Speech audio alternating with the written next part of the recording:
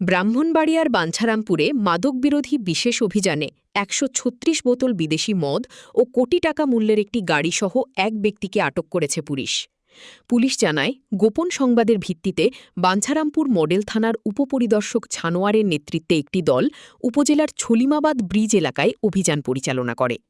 এ সময় একটি গাড়ি তল্লাশি করে বিভিন্ন ব্র্যান্ডের ১৩৬ বোতল বিদেশি মদ উদ্ধার করা হয়। অভিযানে আটক হন লক্ষ্মীপুর জেলার রামগঞ্জ উপজেলার মাঝিরগাঁও ৪ নম্বর ওয়ার্ডের বাসিন্দা ৩৮ বছর বয়সী মোহাম্মদ রাসেল হোসেন। জব্দ করা হয়েছে তার ব্যবহৃত কোটি টাকা মূল্যের একটি গাড়িও।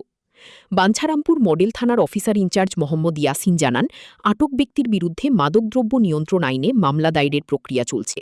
তাকে আদালতে সোপর্দ করা হবে। একই সঙ্গে মাদক পাচার চক্রের সঙ্গে আরও কেউ জড়িত রয়েছে কিনা তা তদন্ত করে দেখা হচ্ছে। মাদক নির্মূলে পুলিশের এ ধরনের অভিযান অব্যাহত থাকবে বলেও জানিয়েছেন তিনি। আজকে সকালবেলা গোপন সংবাদের ভিত্তিতে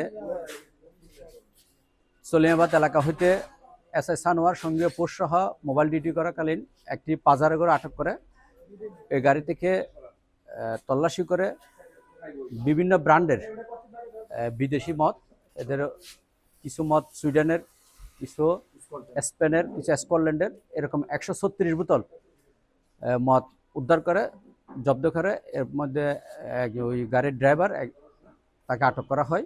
আইনগত ব্যবস্থা প্রক্রিয়াধীন আছে।